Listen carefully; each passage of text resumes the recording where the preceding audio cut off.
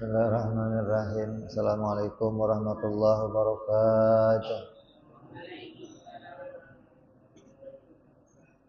Al-Fatihah ila ruhi sayyidina habibina syafi'ina Rasulillah Muhammad Abdullah sallallahu alaihi wa ala alihi wa ashabihi wa azwajihi wa dzurriyyatihi.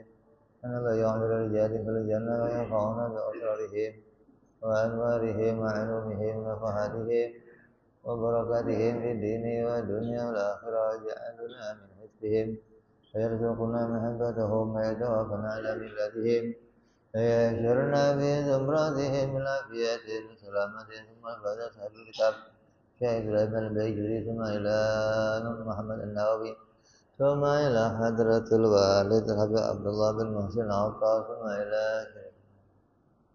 نفعنا الله بهم وبعلومهم لهم الفاتحة أعوذ بالله من الشيطان الرجيم بسم الله الرحمن الرحيم الحمد لله رب العالمين الرحمن الرحيم مالك يوم الدين إياك نعبد وإياك نستعين اهدنا الصراط المستقيم صراط الذين أنعمت عليهم غير المغضوب عليهم ولا الضالين آمين بسم الله الرحمن الرحيم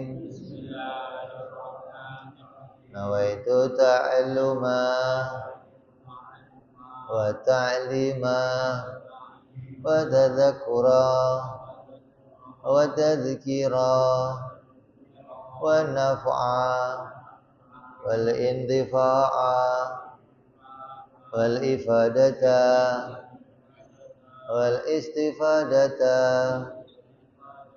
والحثا على التمسك بكتاب الله سنة رسول الله صلى الله عليه وسلم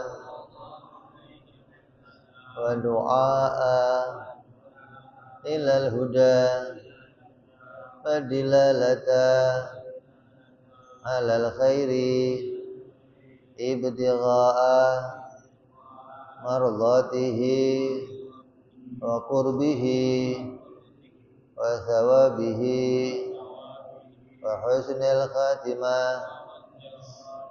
مع اللطف والعافية وصلاح العاقبة. Bismillahirrahmanirrahim. Alhamdulillahirabbil alamin. Wassalatu wassalamu ala asyrafil anbiya'i wal mursalin Sayyidina wa habibina wa syafi'ina wa maulana Muhammadin wa ala alihi wa sahbihi ajma'in, amma ba'du. Qala musanniful kitab rahimahullah wa nafa'ana bihi wa bi ulumihi fid dharain. Allahumma aftah qulubana futuhal arifin wa bihikmatika wansur alaina birahmatika ya arhamar rahimin. Ila anqal. Kemarin sudah kita bahas tentang mustahilnya Allah itu punya persamaan dengan makhluk. Ada 10 perkara yang apabila dari 10 itu Allah ada, maka berarti Allah itu sama dengan makhluk. Karena 10 itu adalah menjadi sesuatu yang pasti ada pada dirinya makhluk. Semua makhluk mesti ada yang 10 itu. Kalau itu ada pada Allah salah satunya saja, berarti Allah juga makhluk. Maka itu mustahil. Terus yang berikutnya kita akan bahas lagi wajibnya Allah bersifat qiyamuhu binafsihi. Wa yajibu bihaqi ta'ala al-qiyamu binafsih. Allah itu berdiri pada zatnya sendiri. Berarti Allah tidak butuh pada zat yang lain. Allah ada pada zatnya sendiri. Tidak butuh pada zat yang lain. Wa ma'nahu mufassirun bi amroini. Qiyamu binafsih oleh ulama diberikan dua macam penafsiran. Al-awwalu yang pertama, annahu ta'ala la yaftakiru ila mahallin yaqumu bihi. Wa tsani annahu ta'ala la yahtaju ila mukhassisin ay mujidin. Yang pertama bahwa Allah itu qiyamu binafsih, penafsirannya adalah penafsiran pertama, Allah tidak butuh kepada zat yang lain. Makanya disebut berdiri sendiri. Yang kedua adalah Allah tidak butuh kepada yang menciptakan. Inilah maknanya Allah berdiri sendiri. Diberikan oleh para ulama dua macam penafsiran. Allah tidak butuh kepada zat yang lain, dan Allah tidak butuh kepada yang menciptakan dirinya. Wa hadza tsani wa in kana yastaghni anhu bil qidami la yakfi fihi al istighna'u li anna khataral jahli fi hadzal fanni azimun. Allah tidak butuh kepada yang menciptakan.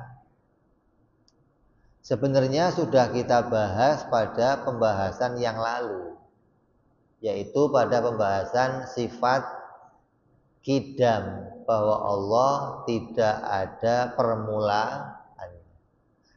Kalau tidak ada permulaannya berarti tidak butuh pada pencipta. Karena yang butuh pada pencipta siapa? Sesuatu yang ada permulaannya. Kalau tidak ada permulaannya berarti dia tidak butuh pada pencipta. Tapi kenapa kok di sini dibahas lagi Allah tidak butuh kepada pencipta? Karena saking tidak bolehnya kita bodoh tentang sifat-sifat Allah Subhanahu wa ta'ala. Kita dikhawatirkan kalau sampai salah memahami tentang sifat-sifat Allah. Maka diulangnya pembahasan tidak butuhnya Allah pada pencipta di sini karena untuk menjelaskan agar kita betul-betul jelas tentang apa itu pengertian zatnya Allah Subhanahu wa ta'ala.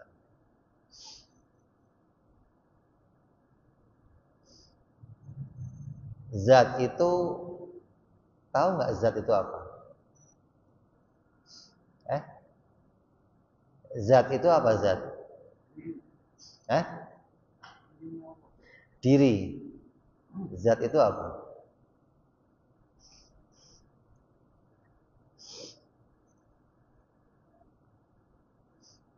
Meja ini zat bukan?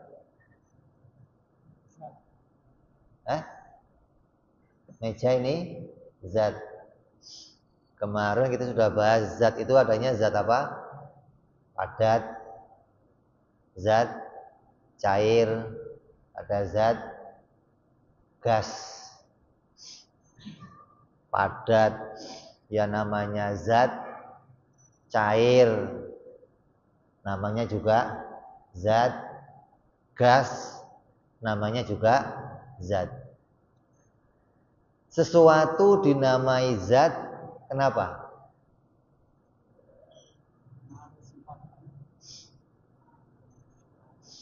Karena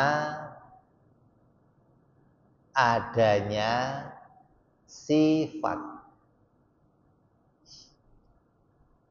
Karena adanya sifat, maka sesuatu yang pada dirinya ada sifat itu dinamakan adalah zat. Jadi kita ini apa yang dipandang oleh mata kita semuanya itu kamu bisa melihat sifatnya sesuatu. Tembok putih. Putih namanya apa? Sifat. Peci putih. Ada peci hitam, peci merah. Berarti merah, hitam, putih namanya apa? Sifat. Jadi setiap ada sifat, di situ pasti ada zat, gitu loh.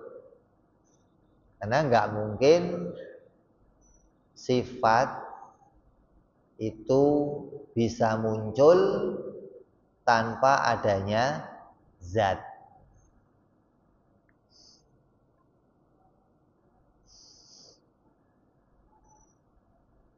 Contohnya pada kita aja lah. Pada diri kita itu terdapat yang namanya sifat. Contohnya apa? Apa?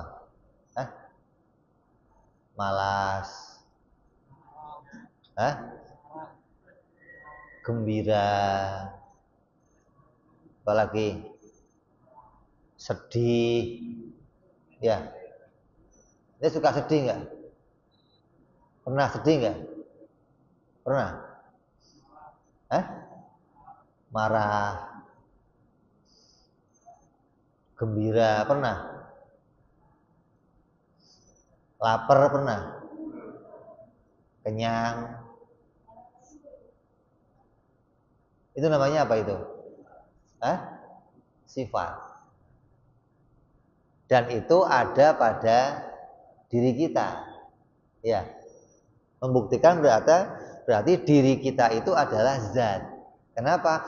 Karena di situ terdapat sifat. Gitu loh. Jadi sesuatu yang di situ terdapat sifat berarti dia adalah zat. Itu aja gampangnya. Nggak usah dipikirin zat itu apa, nggak usah. Cukup kalau di situ ada sifatnya, berarti di situ pula ada zatnya, gitu loh. Karena nanti ada zat yang kamu nggak bisa bayangkan. Coba ya, apa contohnya?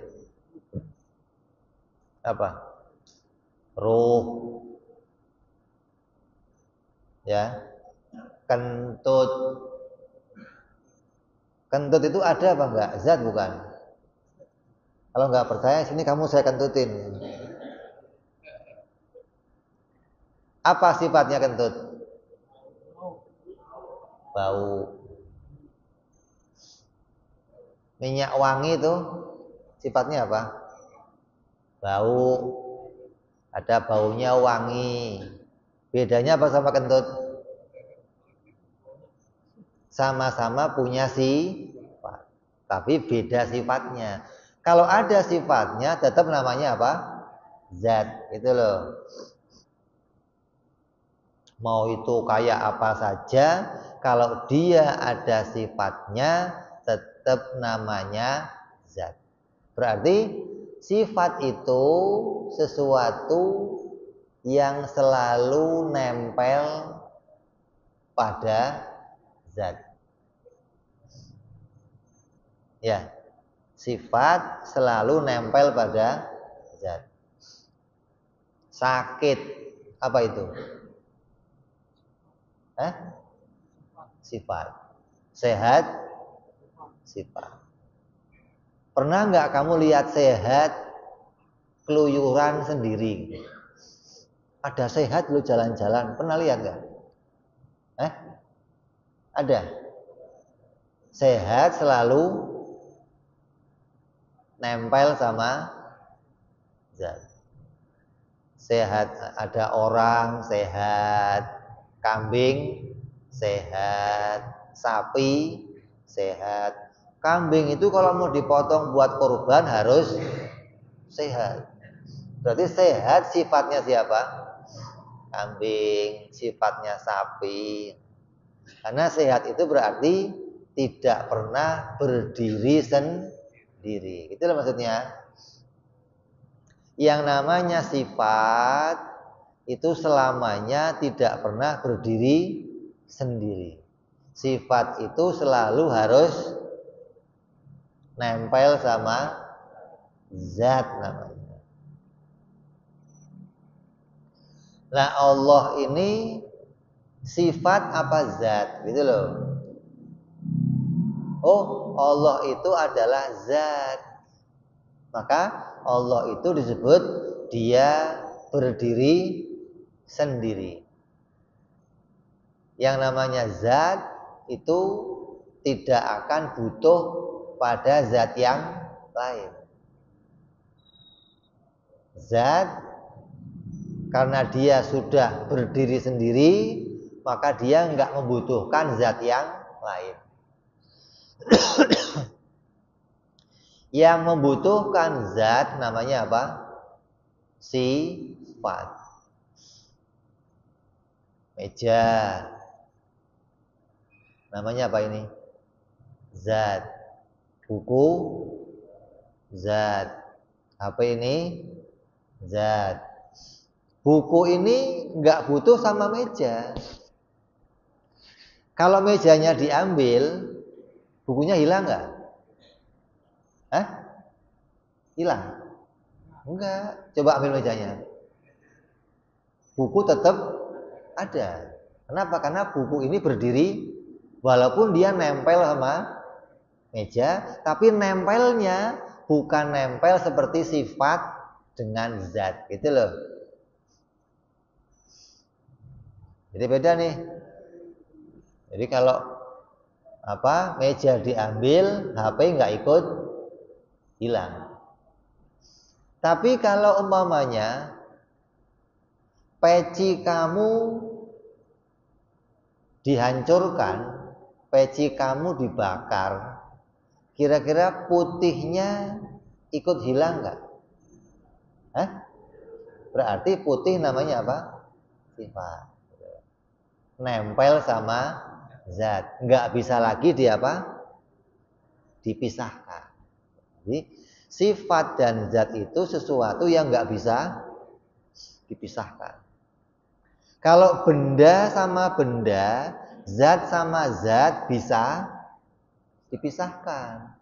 Air sama botol bisa dipisahkan nggak? Kalau nggak bisa dipisahkan, nggak bisa kamu minum.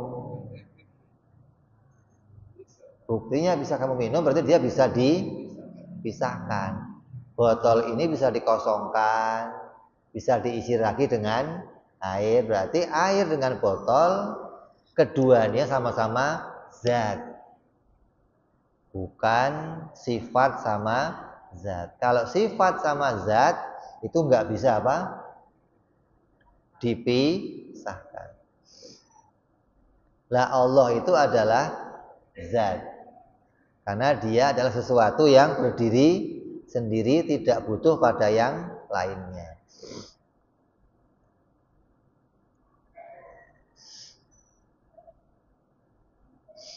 Kalau Allah adalah zat, kan saya juga zat. Meja ini zat. Tembok ini zat. Matahari zat. Kamu, baju ini, peci, sama-sama zat dong. Bedanya apa? Oh, bedanya kalau zatnya saya butuh diciptakan. Itu. Kalau zatnya Allah tidak butuh diciptakan. Gitu loh. Jadi saya ini ada, Allah ada. Ini penting nih. Jangan sampai nanti mengatakan, oh kita ini nggak ada, yang ada hanya Allah. Bahaya nih, karena ada kelompok namanya kelompok manunggaling Gusti. Paham nggak? Kelompok apa itu? Yang mengatakan Tuhan itu menyatu dengan makhluk. Kelompok ini mengatakan bahwa yang kamu lihat ini semuanya Tuhan. Di saya, kamu, tembok, matahari, semuanya Tuhan. Tapi Tuhan dalam bentuk lain. Kayak gini contohnya, kamu kalau ngelihat cermin, yang muncul di cermin siapa? Berarti kamu udah dua dong. Yang di cermin siapa? Kamu bukan? Kamunya dua apa satu? Yang di cermin siapa? Bayangan kamu. Bukan kamu, bukan kan? Kamunya ada berapa? Satu. Yang di cermin? Lah, kita ini bayangannya Tuhan, kata mereka. Jadi kita ini aslinya nggak ada. Yang ada hanya Allah. Jadi yang kamu lihat ini hanya cerminan Tuhan. Itu mereka maksud bahwa kita ini adalah sesuatu yang menyatu dengan Allah. Karena asalnya kita ini nggak ada. Ketika sekarang ada, itu hanya kelihatannya saja. Aslinya kita ini cermin dari. Maka ini bukan pahamnya Ahlus Sunnah wal Jamaah. Gitu loh. Kita harus punya paham bahwa kita ini ada. Gitu loh. Dan kita ini zat. Allah zat, gitu loh. Zat yang berbeda, gitu loh maksudnya. Lah bedanya di mana? Oh, bedanya zatnya Allah tidak butuh diciptakan. Zat kita butuh diciptakan. Gitu loh. Zatnya Allah tidak ada awalnya. Tidak ada akhirnya. Zatnya Allah tidak ada persamaannya. Zatnya Allah bukan benda. Itu zatnya makhluk benda, gitu loh. Jadi tetap kita harus menyatakan kita ini ada dan kita ini adalah zat. Allah juga zat tapi berbeda. Allah itu Tuhan, kita ini makhluk. Jangan sampai kamu keserempet meyakini bahwa kita ini bagian dari dirinya Tuhan. Rusak nih. Ini paham rusak namanya. Kita ini ya terpisah, nyata adanya. Kalau kamu nggak percaya kamu nyata adanya, coba nyalain Samsu, tempelin ke pipinya coba. Teriak nggak? Teriak. Kalau kamu berkaca, kamu nyalain Samsu, tempel di wajah kamu yang di kaca, teriak nggak? Kenapa? Bayangan, gitu loh. Nggak nyata. Kamu ini nyata, ada, gitu loh. Karena kamu itu zat yang Allah ciptakan. Dan Allah memberi kamu sifat. Ada ganteng, ada cantik, ada yang kuat, ada yang lemah, ada yang sehat, ada yang sakit. Allah kasih kita sifat. Itu loh, menunjukkan kita ini adalah zat, ditemukan keberadaannya nyata, bukan bayang, bukan. Hati-hati nih. Ini loh yang mau kita pahami. Terus kita mau menolak juga bahwa Allah itu bukan sifat. Allah adalah zat. Allah bukan sifat. Kalau Allah sifat, Kalau Allah sifat, ini seperti pemahamannya orang-orang India, pemahamannya orang-orang Yunani, pemahamannya orang-orang Nasrani yang mengatakan Tuhan itu sifat, Tuhan itu oknum. Jadi Tuhan itu bisa nempel kemana saja. Seakan-akan Tuhan itu seperti sakit. Kadang nempel di kamu, kadang nempel di saya, kadang nempel ke kucing, kadang ke kambing. Karena yang namanya sifat selalu butuh kepada zat, maka dia akan mencari mana zatnya nih. Oh, kalau dia ditempelin ke kucing, ya dia jadi sifatnya kucing. Kalau dia nempel di kamu, jadi sifat kamu, gitu loh. Makanya orang Nasrani mengatakan Isa itu Tuhan. Tuh, Bapak juga Tuhan. Berarti sifat ketuhanan bisa nempel di Bapak, bisa nempel di Isa. Gambarannya kayak apa? Kayak polisi. Jenderal disebutnya apa? Polisi. Mayor, polisi. Kopral. Jadi polisi itu yang mana? Polisi itu yang mana barangnya? Kalau dia nempel, nah baru disebut ini loh polisi.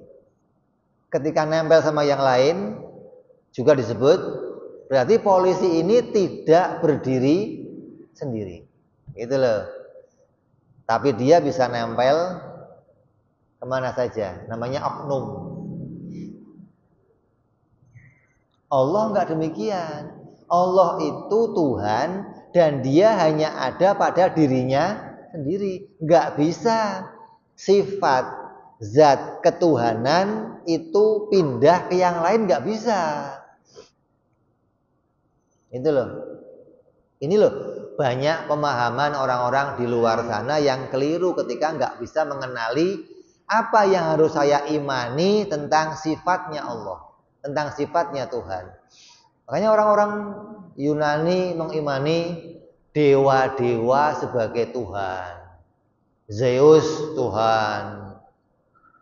Apalagi Aprilius Tuhan, Agustus Tuhan, Julientus Tuhan. Itu nama bulan yang kamu sekarang Januari, Februari, dari mana itu asalnya? Yunani. Dan itu nama dewa-dewa mereka. Kamu kira apa? Jangan dikira, itu nama bulan, Bib. Yang ngarang siapa awalnya? Orang-orang Yunani. Diambil dari mana? Nama dewa-dewa mereka. Dan itu mereka anggap sebagai apa? Tuhan. Ada Tuhan. Jadi Tuhan itu bagaikan oknum, bisa kemana aja nih. Dia nggak berdiri sendiri. Kita orang Islam tidak meyakini yang demikian. Tuhan itu berdiri pada zatnya sendiri dan dia nggak bisa kepada yang lain. Makanya Allah itu nggak punya anak, Allah mustahil punya anak, mustahil punya istri, mustahil punya kawan, mustahil punya bapak, mustahil. Kenapa? Karena kalau punya bapak berarti bapaknya juga Tuhan. Kalau punya anak, anaknya Tuhan. Berarti Tuhan ini bisa nempel kemana aja nih. Gitu loh. Maka mustahil yang demikian terjadi pada Allah Subhanahu wa ta'ala. Ini loh dari maksud qiyamu binafsih diberikan dengan dua penafsiran. Yang pertama, Allah itu tidak butuh pada zat yang lain. Yang kedua, Allah tidak diciptakan, tidak butuh pada zat yang lain, menandakan apa? Dia adalah zat. Oh, kalau begitu Allah itu zat, kan saya juga zat. Bedanya apa? Diberilah tafsir yang kedua. Oh, zatnya Allah tidak butuh diciptakan. Maka adalah sifat qiyamu binafsi punya dua macam penafsiran. Yang pertama, Allah itu tidak butuh pada zat yang lain. Yang kedua, Allah tidak butuh diciptakan. Sama aja begini, qiyamu binafsi itu mau menunjukkan Allah itu adalah zat yang maha kaya. Kaya itu maknanya apa? Kaya itu maknanya apa?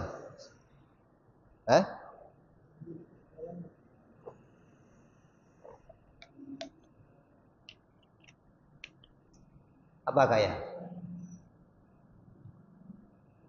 Memiliki sesuatu gitu. Namanya kaya. Kaya yang begitu bukan kaya yang bagi Allah. Kalau dikatakan ghani itu maknanya kaya. Kalau ghaniu'an maknanya Allah itu tidak butuh. Jadi Allah itu maha kaya, maknanya Allah tidak butuh pada segala sesuatu. Kita, walaupun uang kamu banyak, tetap disebut butuh. Tetap namanya al-fakir. Ya, makanya ulama itu sudah sealim apapun, sekaya apapun, tetap nyebut dirinya apa? Al-fakir.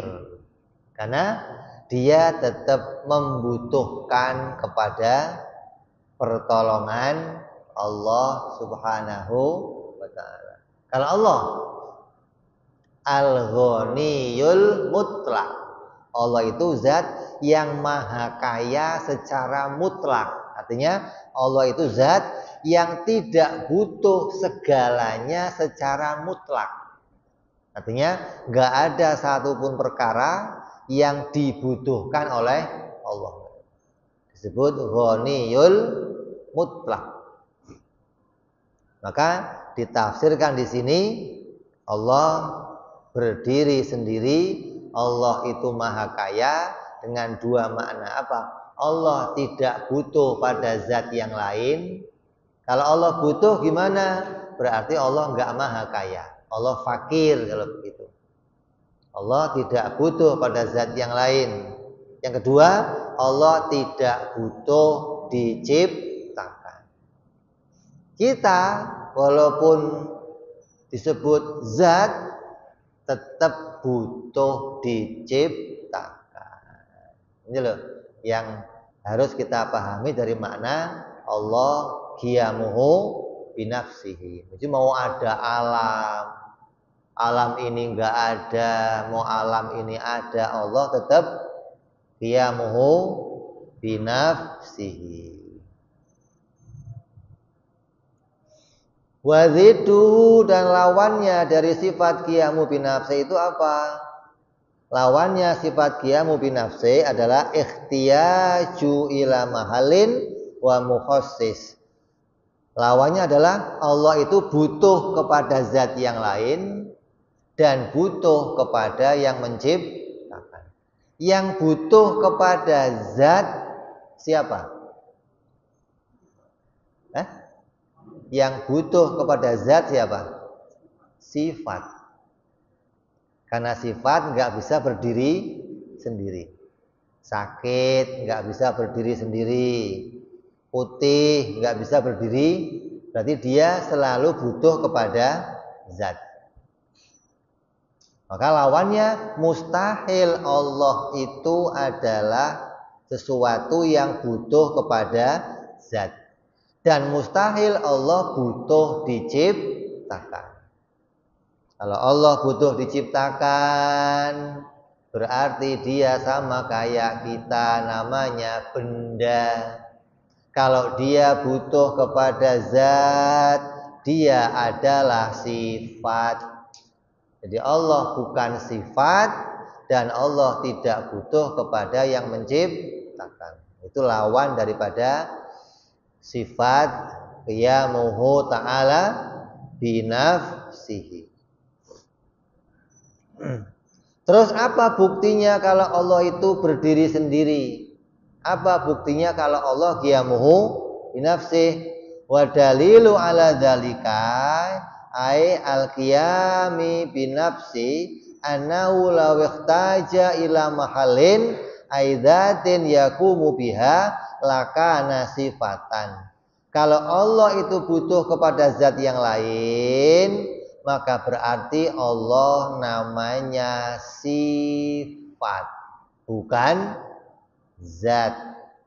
Ai li'annahu la yahtaju ila mahallin yakumu bihi illa sifatu. Karena tidak ada yang butuh kepada zat yang lain kecuali dia namanya adalah sifat. Idzat la tahtaju ila zat takumu biha. Yang namanya zat mesti enggak butuh sama zat yang lain. Kalau Allah kok dia butuh sama yang lain, berarti Allah namanya apa? Sifat. Nempel ke sono bisa, nempel kemari bisa, nempel ke sini bisa.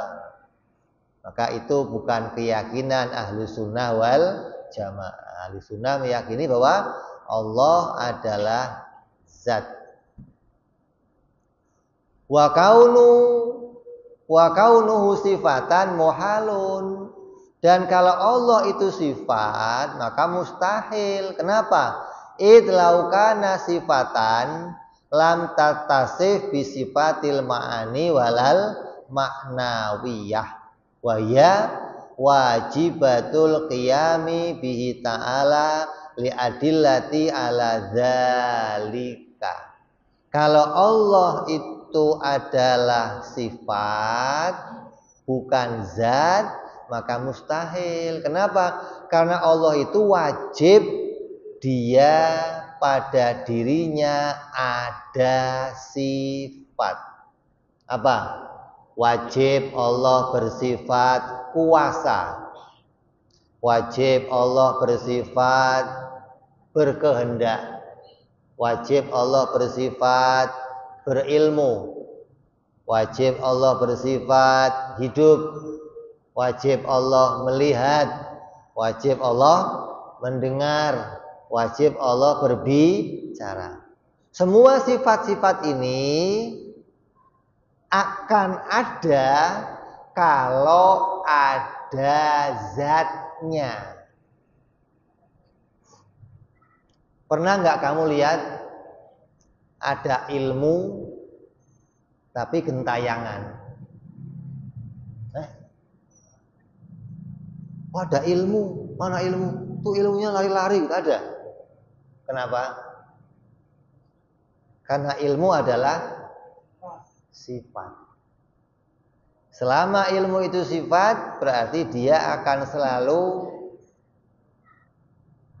butuh pada zat. Akan disebut, ada orang berilmu. Berarti ilmu akan ada pada dirinya seseorang. Gitu loh. Hidup juga ada pada dirinya seseorang. Ada orang yang hidup.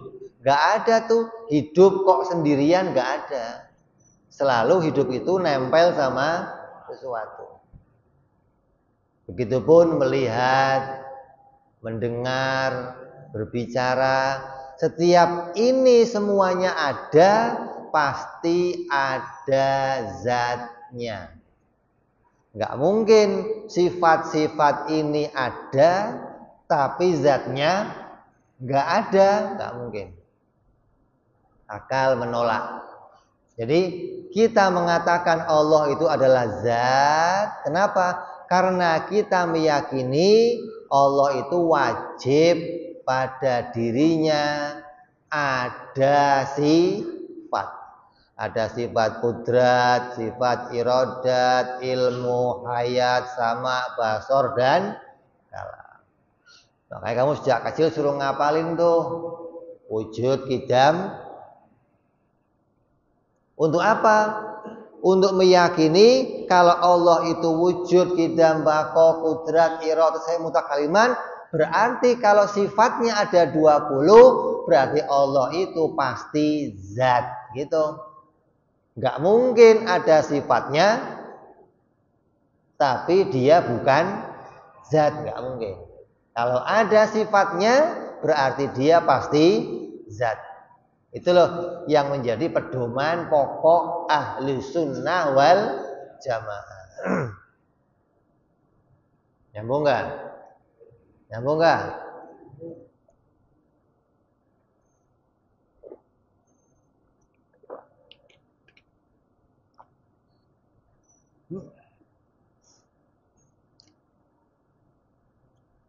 Dan sifat Allah itu hanya dibatasi kok 20, kenapa? Bukan dibatasin 20, bukan. Akal hanya bisa menjangkau, mengenali sifat Allah cuma 20, gitu loh. Bukan sifatnya Allah hanya 20 doang, bukan. 20 ini sudah cukup bagi para ulama untuk meyakini kalau Allah itu adalah Tuhan. Dengan kamu menemukan Allah itu dengan sifat 20, yang pertama kamu meyakini Allah adalah zat. Mana buktinya Allah zat?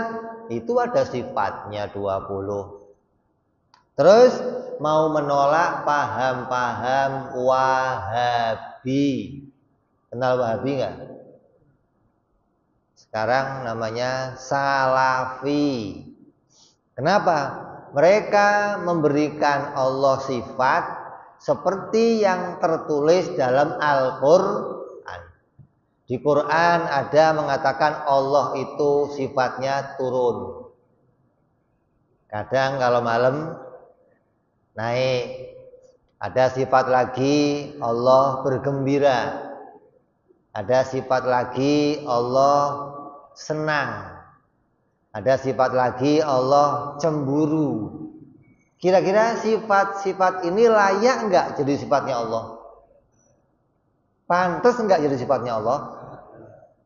Wahabi mengatakan yang menolak sifat-sifat ini kafir. Kenapa? Karena sifat-sifat ini semua disebutkan langsung di dalam Al-Quran. Itu, okay? Wahabi membagi tauhid mereka menjadi tauhid uluhiyah, tauhid rububiyah, tauhid asma dan sifat. Oh, ente bener uluhiyahnya. Oh, ente bener rububiyahnya, tapi ente mengingkari sifat-sifat Allah. Berarti tauhid kamu belum beres, gitu loh. Kalau pingin tauhidnya beres, sifat uluhiyahnya kita imani, sifat rububiyahnya kita imani, dan nama-nama Allah dalam Al-Quran juga harus kita imani. Walaupun sifat-sifat yang disebutkan dalam Al-Quran sama dengan sifat kita. Allah bertangan, Allah bermata, Allah bertelinga, Allah berkaki, Allah berwajah. Siapa yang ingkar ini kafir. Kita tidak mengimani yang demikian. Kita mencukupkan mengimani Allah dengan sifat yang 20. Dengan sifat 20 kita mengimani keberadaannya Allah Subhanahu wa ta'ala. Adapun sifat-sifat yang disebutkan dalam Al-Quran, yang sifat-sifat itu menyerupai sifatnya makhluk, maka ahli sunnah mentakwilkannya, gitu. Tidak diterima mentah. Oh, maknanya Allah turun, maknanya Allah menurunkan. Oh, maknanya Allah bahagia, maknanya Allah itu apa? ridho. Itu ditakwil dengan makna yang layak, yang pantas bagi Allah Subhanahu wa ta'ala. Jadi kita nggak menerima mentah-mentah apa yang disebutkan dalam Al-Quran. Kenapa? Karena Qurannya sendiri menyebutkan dalam Al-Quran itu ada ayat yang mutasyabbihat, ada ayat yang muhkamat. Ada ayat yang perlu ditakwil, ada ayat yang tidak perlu ditakwil. Hingga ketika kita membaca Al-Quran, menemukan ayat-ayat yang menyerupai sifat-sifat kita, maka takwilkanlah ayat-ayat itu. Seperti apa? Allah bersemayam di atas langit. Ya, ditakwil nggak? Takwil nggak? Kalau nggak ditakwil gimana? Berarti akan sama dengan makhluk. Itu makanya ketika ada sifat-sifat yang seperti itu disebut dalam Al-Quran, kita harus mentakwilkannya. Ya, jadi apa buktinya kalau Allah itu zat? Oh, buktinya Allah zat karena Allah pada dirinya ada sifat. Qudrat, iradat, ilmu, hayat, sama, basar, dan kalam menjadi sifat yang pokok bagi Allah Subhanahu wa ta'ala. Dan sifat-sifat ini adalah sifat yang nanti derajatnya sifat yang bisa kita lihat pakai mata. Andai dibukakan hijab, kamu akan bisa melihat sifat-sifat kudrat, iradat, ilmu, hayat pada dirinya Allah Subhanahu wa ta'ala.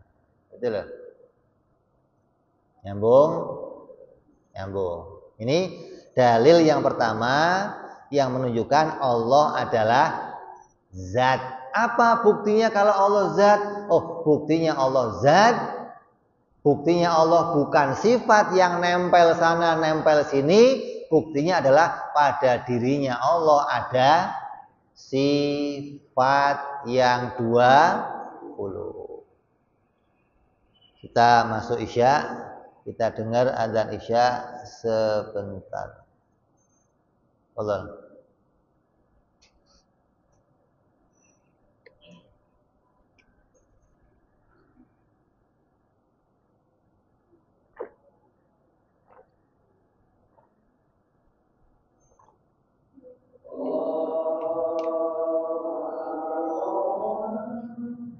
Allahu Akbar.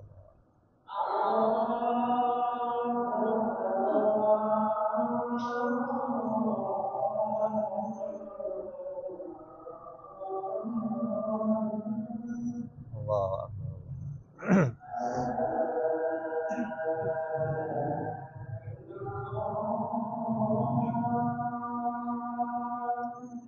La ilaha illallah.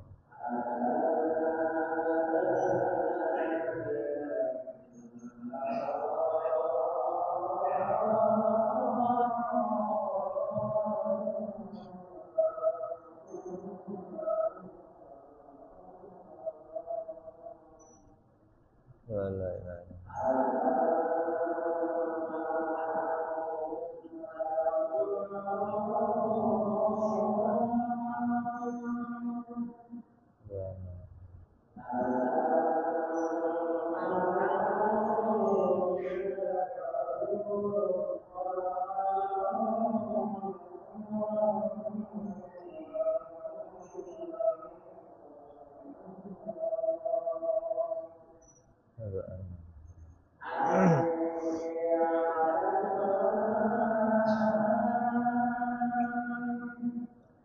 Aula wala quwata illa billah.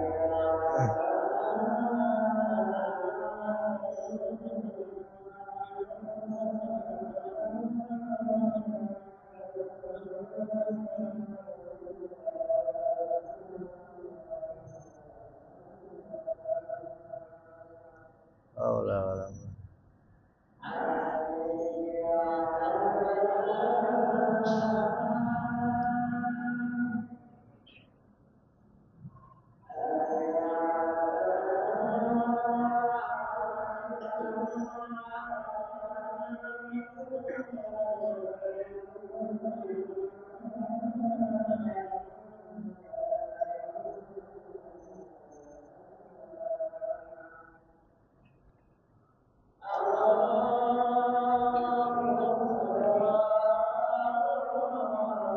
La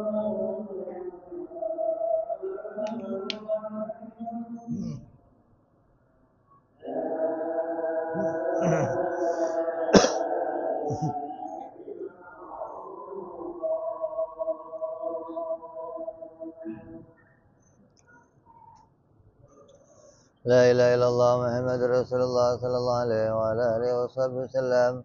Allahumma rabba hadhihi da'wati tamma wa salatil qa'imah ati sayyidina Muhammadil wasilata wal fadilah wa syarafa wa darajatal aliyatir rafi'ah wa badal maqam al mahmud alladhi wa anta ya arhamar rahimin. Rabbi ighfir li wa li walidayya rabbi ighfir li wa li walidayya rabbi ighfir li wa li walidayya ya Allah. Rabbi ighfir li wa li walidayya rabbi ighfir li wa li walidayya warhamhuma kama rabbayani shaghira. Allahumma barik lana wa fi auladina wahfadhum wa la tadurruhum warzuqna birrahum wa fikum li ta'atik. Allahumma barik lana wa lahum fil hal wal ma'al wal iyal bi jahi kabiril muta'al. Wa sallallahu ala sayyidina Muhammadin wa ala alihi wa sahbihi wasallam walhamdulillahi rabbil alamin.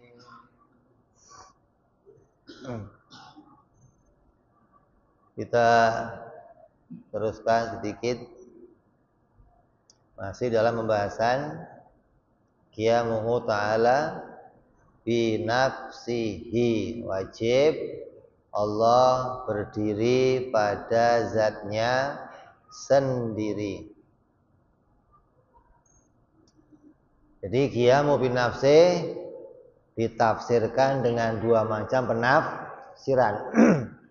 Tafsir yang pertama, Allah tidak butuh pada zat yang lain karena Allah berdiri pada zatnya sendiri. Yang kedua, Allah tidak butuh diciptakan. Apa buktinya kalau Allah berdiri pada zatnya sendiri?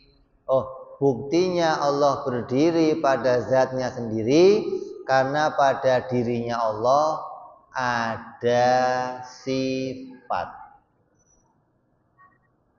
Jud, Qidam, Baqa sampai Mutakal liman. Maka adanya sifat-sifat ini menunjukkan kita meyakini kalau Allah itu adalah zat yang berdiri sendiri. Kalau Allah bukan zat bagaimana? Kalau Allah bukan zat pasti dia nggak ada sifat. Karena dia ada sifatnya menunjukkan dia adalah zat. Jelas? Jelas? Kamu pengen tahu nih, kentut itu zat apa? Sifat. Taunya kentut zat gimana? Karena ada sifatnya. Apa sifatnya kentut? Sedap.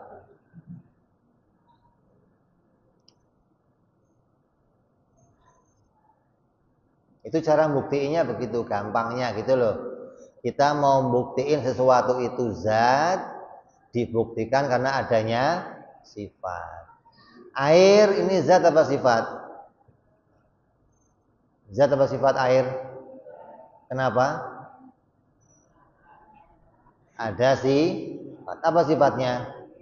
Bening, putih, cair. Oh, bening itu sifat atau bukan? Oh, bening itu pasti air, Bib. Enggak. Kalau bening pasti air, kacamata juga bening. Berarti bening itu adalah sifat. Bisa nempel di kacamata, nempel di air, nempel di... Menunjukkan bahwa yang ditempelin bening itu namanya apa? Zat. Karena bening adalah sifat.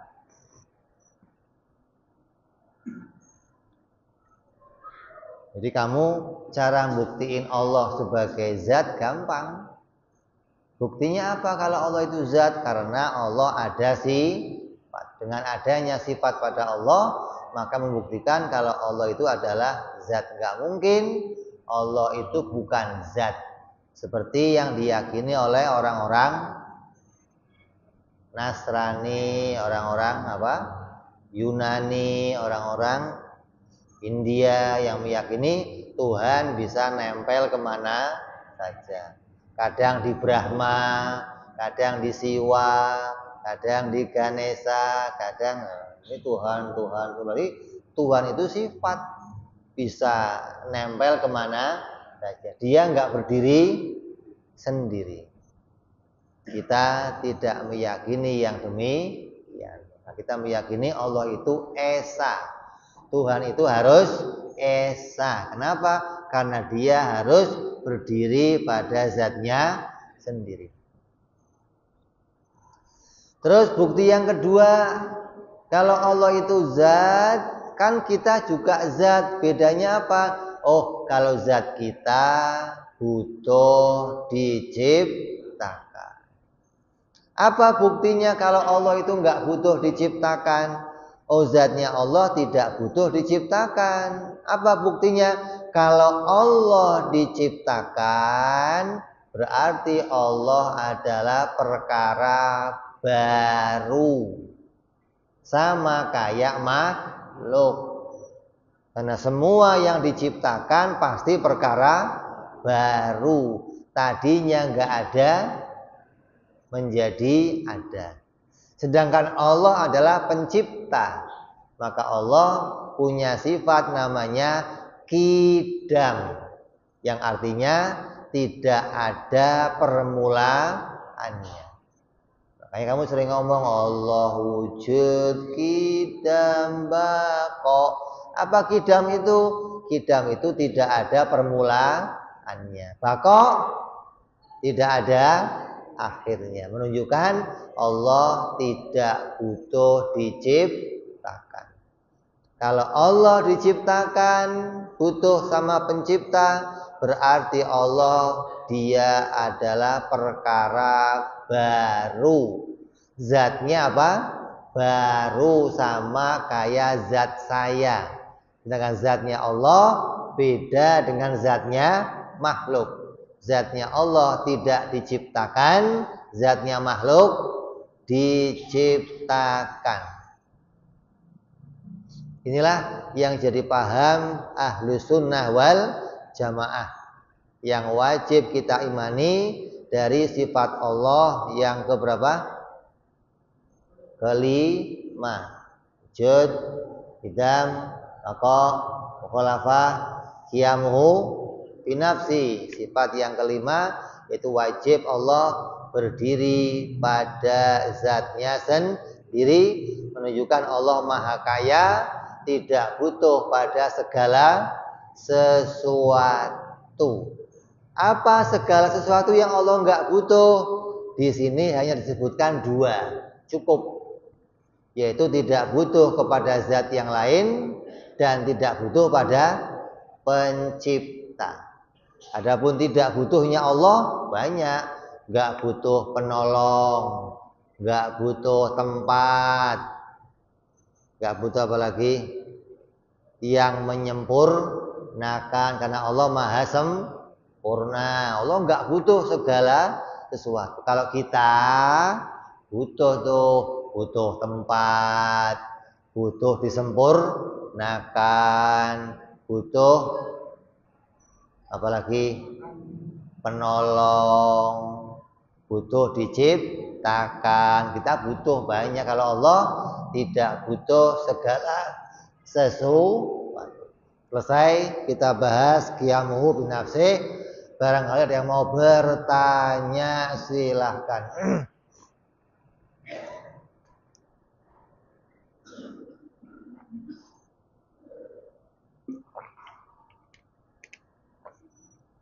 Assalamualaikum warahmatullahi wabarakatuh. Assalamualaikum. Roh itu zat atau sifat? Assalamualaikum warahmatullahi wabarakatuh. Roh itu juga zat. Roh itu adalah zat. Kenapa? Ketika kita masih dalam kandungan ibu kita, di usia 4 bulan, Allah memasukkan ruh. Berarti ruh itu sesuatu yang terpisah dengan diri kita nih, kemudian disatukan oleh Allah dalam diri kita. Sama aja kayak ada botol kosong diisi, berarti air apa namanya? Zat. Kenapa? Karena nanti ketika pada waktunya ruh itu akan dikeluarkan kembali dalam diri kamu. Gitu loh. Sama kayak air nih. Pada waktunya nanti akan kamu keluarkan. Berarti dia bisa ada pada diri kamu, bisa dikeluarkan. Ruh berarti apa? Zat. Kalau ruh adalah sifat, dia nggak bisa dipisahkan dari diri. Nyambung? Ada yang lain? Ya.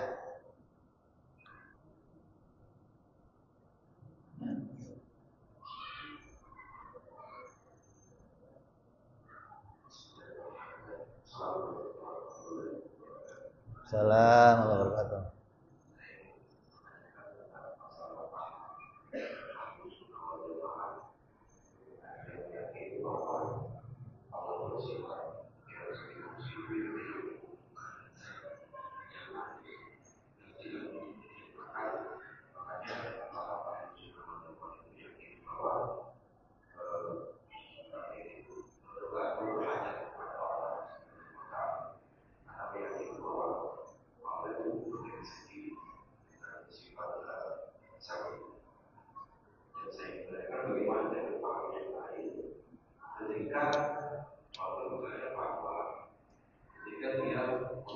Assalamualaikum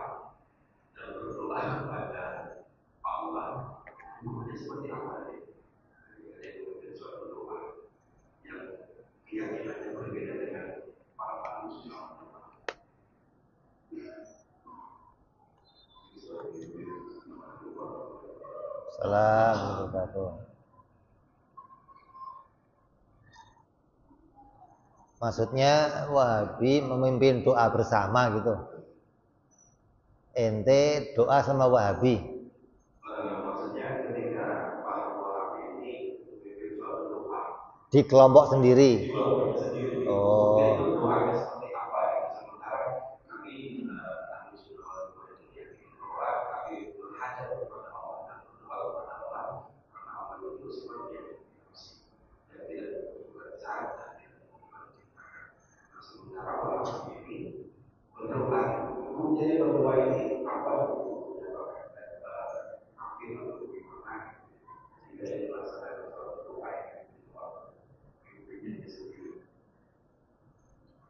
Ya enggak ada doanya, tetap doa. Cuman kan aneh saja ketika dia berdoa dengan meyakini yang dia minta itu keadaannya seperti makhluk gitu loh. Yang dia minta itu ada di atas. Berarti dia meminta sesuatu kepada zat yang seperti makhluk. Kita meyakini ketika kita minta sama Allah, bahwa Allah itu zat yang berbeda dengan makhluknya. Nah, dia adalah sesuatu yang wajib qiyamuhu binafsi, yang dia mukhalafalil awadis, yang dia enggak butuh tempat, dia enggak butuh pencipta, dia enggak butuh yang lain, maka dia zat yang layak untuk dimintai gitu loh. Sama seperti orang-orang di luar agama Islam, ada yang minta kepada Ganesha, gajah dimintain, sapi dimintain, gitu loh. Karena mereka menganggap yang dimintai akan memberi, gitu loh. Kayak orang-orang yang tiap malam mengirimkan sesajen. Sesajen itu dia taruh di depan-depan kampung ya, depan-depan gang. Kenapa? Nah, dia menganggap ada nanti yang akan memberikan balasan untuk saya gitu loh. Ada yang meyakini pohon besar. Ketika dia lagi sumpek, lagi banyak utangnya, dia ngadem di bawah pohon besar. Terus dia berharap mudah-mudahan hutang saya terbayar. Begitu dia pulang, ada orang nganterin duit. Nih, buat bayar utang kamu. Langsung dia teringat, pohon tadi tuh saya doa di bawah pohon ternyata dikabulkan. Kemudian ketika dia punya hajat pada yang lain, minta ke bawah pohon.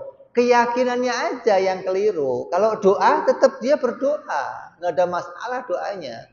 Hanya gimana sih kamu doa kok pada sesuatu yang sama dengan makhluk gitu loh, yang dia nggak punya kemampuan untuk memberikan sesuatu. Nyambung? Udah? Ada yang lain? Ya.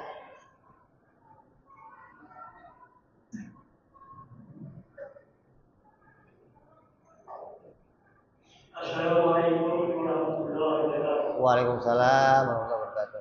Habib yang kami hormati, saya ingin menanyakan masalah kehidupan di mana seseorang ini sudah sampai mau ataupun detik-detik terakhir nafas sudah dalam keadaan nol dan detak jantung pun masih berdetak.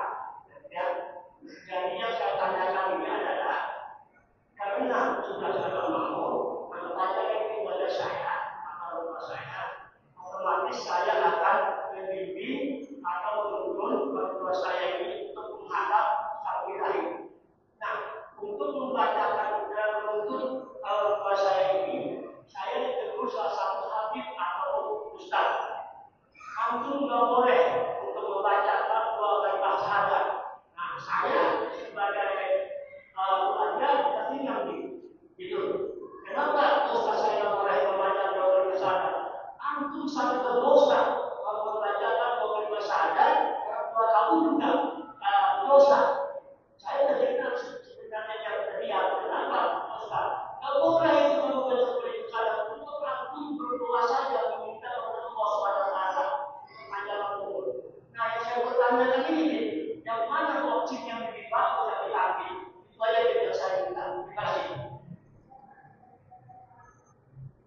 Nabi mewasiatkan lakinu mautakum, talkinkanlah mayit-mayit kalian. Jadi talkin itu ada yang memahami setelah jenazah masuk ke dalam kuburan ditutup, terus baca doa talkin. Ada kan? Ada ulama tuh yang baca di atas kuburan baca apa? Doanya apa namanya? Al jannatu hakun wan naru hakun. Nah, ini ada yang begitu. Tapi kita enggak begitu. Kita memahami orang yang sakaratul maut juga disunahkan ditalkin. Bacakan di telinganya la ilaha illallah. Gitu loh. Cukup. Saya membaca dua kalimat syahadat itu salah satu ustaz. Nah, dasarnya apa? Karena saya pengalaman waktu terkadang keluarga sahabat rapat selalu bisa begitu membaca dua kalimat syahadat. Tetapi saya tidak orang itu nggak boleh baca itu. Nah, justru itulah saya mengambil hisabnya saya untuk Allah supaya orang tua saya tidak kubur. Itu bin. Makanya saya mau nanya bagaimana ini? Opsi pertama dan opsi kedua itu aja yang saya mau tanya. Kamu nanya saya kan? Ditalkinkan. Selesai. Kalau dia ngomong jangan ditalkinkan, saya nggak tahu alasannya. Gitu loh. Karena hadisnya jelas, talkinkan orang mati kamu. Jadi orang yang sakaratul maut itu keadaannya sedang genting-gentingnya. Dia digoda sama setan, maka talkinkan la ilaha illallah. Tapi cara mentalkinkan cuman begitu aja. Jangan dibawa, Pak, la ilaha, jangan Pak nyebut Pak. Enggak usah, cukup dibisikin la ilaha illallah. Terus tinggalin sebentar. Nanti lama sedikit lagi la ilaha illallah. Tinggalin lagi. Kita boleh disambung. Cukup la ilaha, cukup la ilaha. Karena hadisnya, siapa orangnya yang akhir hayatnya mengucapkan la ilaha illallah masuk surga. Gitu loh. Jadi nggak usah asyhadu alla ilaha illallah wa asyhadu, nggak usah kepanjangan. Cukup la ilaha illallah. Nanti kalau dia udah mulai mengucapkan la, sudah selesai, nggak usah ditambah lagi. Gitu loh. Karena kalau kamu tambah lagi nanti jadi akhirnya ngucapinnya selain la ilaha illallah. Jika sudah ngomong la ilaha, selesai. Tugas kamu mentalkan sudah selesai berarti. Nggak usah ditambahin sama yang lain. Jadi kalau nggak usah, kita nggak ngerti alasannya apa, tapi kita pakai apa yang diajarkan oleh pendahulu kita, orang tua kita, salaf kita. Kalau ada orang yang mau mati, tuntun, kita talkinkan. Sama-sama. Dah, kita tutup. Kita terusin yang akan datang. Insyaallah. Ila hadratin Nabi, Al-Fatihah. A'udzubillahi minasyaitonir rajim. Bismillahirrahmanirrahim. Alhamdulillahirabbil alamin arrahmanir rahim maliki yaumiddin. Iyyaka na'budu wa iyyaka nasta'in ihdinas siratal mustaqim. Siratal ladzina an'amta 'alaihim ghairil maghdubi 'alaihim waladdallin. Amin. Ya Rabbana darabna bi'anana qadarabna wa anana azrabna la dhagrabna fatub alaina tauba faghfir kulli hauba wa zurlana awrati wa amin rahati wa ghfir limalina